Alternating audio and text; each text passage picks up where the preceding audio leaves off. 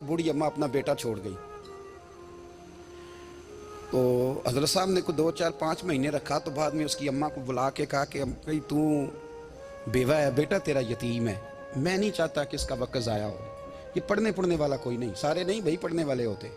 अब यहाँ उलमा बैठे हैं, मैं बेअदब भी ना हो जाऊँ। कुछ पूरे 8 साल लगा के भी आ जाते हैं, सनद भी उनके पास होती है। नाराज़ ना हो जाना, ये तो सब अच्छे लोग हैं। सनद होती है पर पता पुता कोई नहीं होता।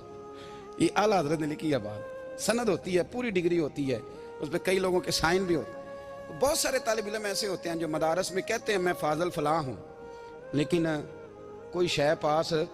तो मौलाना सरदार अहमद साहब मुहद्दिस आज़म पाकिस्तान रहमतुल्लाह अलैह उस बूढ़ी को कहने लगे तेरा बेटा कुंद देना है, पढ़ना पढ़ाना इसने कुछ भी नहीं, तो यतीम बच्चा है, कल को तू कहेगी कि मेरे बेटे ने वक्त ज़ाया किया तो वापस ले जा।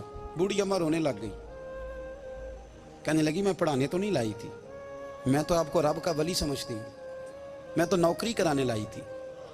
नौकरी, हजरत अनस बिन मालिक कहते हैं मेरी अम्मा भी हुजूर की बारगाह में दे गई थी। हुजूर की बारगाह में ये नहीं कहा था कि या रसूलल्लाह पढ़ा दें, हाँ हाँ मैं जिम्मेदारी से बात कर रहा हूँ। ये नहीं कहा था हुजूर मुजाहिद बना दें, ये थोड़ी कहा था कि या रसूलल्लाह सल्लल्लाहु तआला अलैहि वसल्लम से मुफस्सिर मुहद्दिस मुहक्किक मुफ्ती बना दें। हजरत अनस की अम्मा कह गई थी सोनिया जब तक ये रहेगा ना आपकी नौकरी करेगा, ये घर के काम काज करेगा, ड्यूटी करेगा, हुजूर ये आपकी नौकरी करेगा। तो मेरे महबूब ने फिर दुआ कर दी, अल्लाह इसे बरकत अता फरमा। तुम समझता है खिदमत वाला खाली रह जाता है? जितना जायका खिदमत वाले को मिलता है, जो उसके नसीब में आता है, वो किसी का नसीब कहां भाई। हजरत अनस कहते हैं हुजूर ने दुआ कर दी, बरकत की। मुझे तो खेती बाड़ी आती भी नहीं थी, पर लोगों के बाग में साल में 1 दफा फल लगता था, मेरे बाग में 2 दफा लगता था। हुजूर ने दुआ कर दी अल्लाह इसे औलाद दे। फरमाते हैं मेरे बेटे, मेरे पोते, मेरे नवासे, मेरी बेटियां, फरमाते हैं मैं जिंदा हूं और मेरी 100 औलादे मौजूद हैं। परेशान हो गया 100 सुन के बच्चे 2 ही अच्छे, 100 औलादे मेरी मौजूद हैं। हजरत अनस बिन मौलाना सरदार अहमद साहब के पास ना छोड़ गई बच्चा, कहने लगी हजरत जी मैं को पढ़ाने के लिए थोड़ा छोड़ गई हूँ, मैं तो इसलिए छोड़ के गई हूँ कि आप मेहरबानी करें खिदमत कराएं। तो हजरत जी कहने लगे कोई ऐसा काम ही नहीं, खिदमत वाला क्या कराऊं। कहने लगी पट्ठे पवा लिया करो जी। हूँ लड़ पेंदे ने, कहने बच्चे काम करते हैं मदरसे का। हालांकि अब कहाँ बच्चे काम करते हैं, अब तो गुजर गया दौर, अब तो बच्चे काम कराते हैं।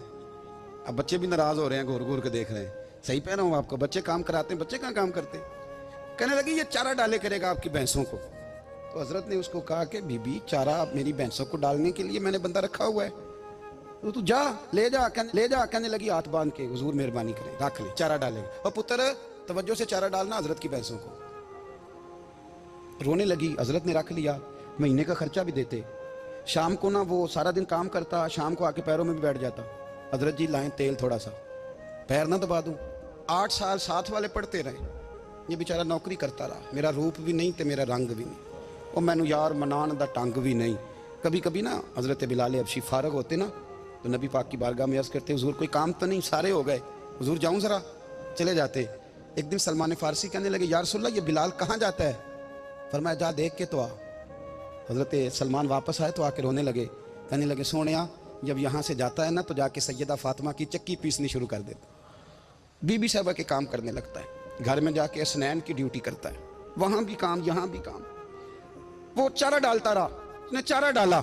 हजरत मुहद्दिस आज़म की भैंसों को दस्तार फजीलत का वक्त आ गया, सारे पगड़ियाँ सजा के आ गए, आज दस्तार होगी। ये ना पीछे होके बैठ गया, चूंकि पढ़ा ही नहीं था तो दस्तार का है कि दस्तार तो उसकी जो पढ़ेगा, हमने तो पढ़ा ही नहीं, हमने तो यार पढ़ा, घर पढ़ा, ड्यूटी करी। हजरत मुहद्दिस आज़म रहमतुल्लाह अलैह के यहाँ जब ऐलान होने लगा ना कि अब दस्तार होगी, तो हजरत ने पहला ऐलान उसका फरमाया। तो मत जान ला बंदा कपड़े भी कदी कदी बदल देना। वो कहते जिस हाल में भी था मैं पलट के देखने लगा कि पढ़ा पढ़ाया तो है, कोई शय नहीं।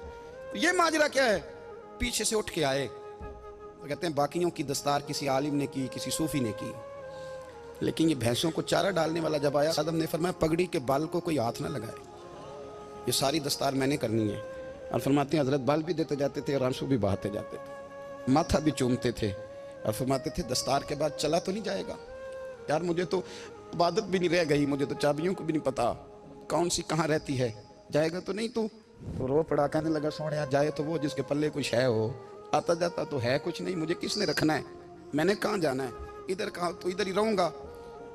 उस तालिब इल्म के सारे उस्ताद भाई कहते हैं उसने दस्तार कराई, पढ़ा पढ़ाया कुछ नहीं, पर जो मसला अड़ जाता था ना, वो जो अड़ जाता था ना, वो जाके उससे पूछते थे तो किताबें खोलने की ज़रूरत नहीं पड़ती थी।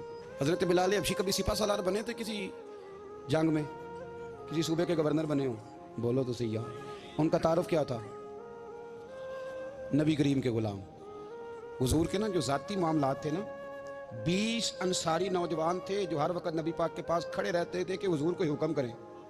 20 और 34 से लेकर 40 तक गुलाम हर वक्त हुजूर की बारगाह में रहते। हजरत बिलाल हुजूर के ज़ाती मामलात की खिदमत करते थे। कोई ऐसी वो जो तबलीग की या दावत की या जंग की या जिहाद की कोई ड्यूटी नहीं वो करते, ज़ाती खिदमत सरकार की।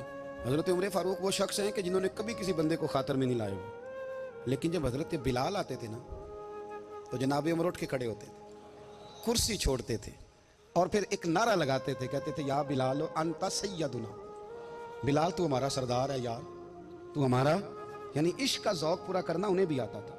इसलिए मेरा मशवरा है, मेरी राय है, और जो मेरा हुक्म मानने वाले हैं उनके लिए मेरा हुक्म है कि ज़ौक़ ना कभी भी ख़राब करना, कभी भी ना ज़ौक़ ना ख़राब करना, अपना लुत्फ़। मैंने कई दफ़ा, मैं पहली दफ़ा मदीना शरीफ हाज़िर हुआ तो एक बाबा जी मेरे आगे आगे थे, तो उनको ना धक्के मार रहा था। वो सामने खड़े होते हैं ना, अल्लाह खैर फरमाए, अपनी अपनी ड्यूटियाँ ना, उनकी भी एक ड्यूटी है ना जी।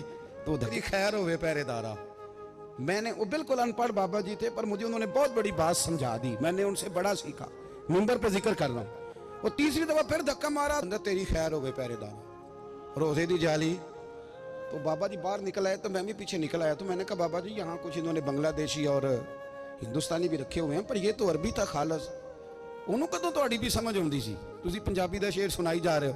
ਕਹਿੰਦੇ ਪੁੱਤਰ ਮੈਨੂੰ ਵੀ ਪਤਾ ਹੈ ਉਹਨੂੰ ਨਹੀਂ ਸਮਝ ਆ ਰਹੀ, ਪਰ ਮੈਂ ਤੇ ਆਪਣਾ ਰਾਂਝਾ ਪੈ ਰਾਜ਼ੀ ਕਰਦਾ ਸਾਂ। ਮੈਨੂੰ ਪਤਾ है ਉਹਨੂੰ ਕੱਖ, ਉਹ ਯਾਰ ਅਸੀਂ ਰਾਂਝਾ ਵੀ ਤੇ ਰਾਜ਼ੀ करना है कि नहीं, कि सारी जिंदगी किलो काल के झगड़े में पड़े रहना है। ऐ इश्क तेरे सदके जलने से छुटे सस्ते, जो आग बुझा देगी वो। और एक जगह पे आला हजरत कहते हैं जान दे दी वादा दीदार पर, हमने जान दे दी।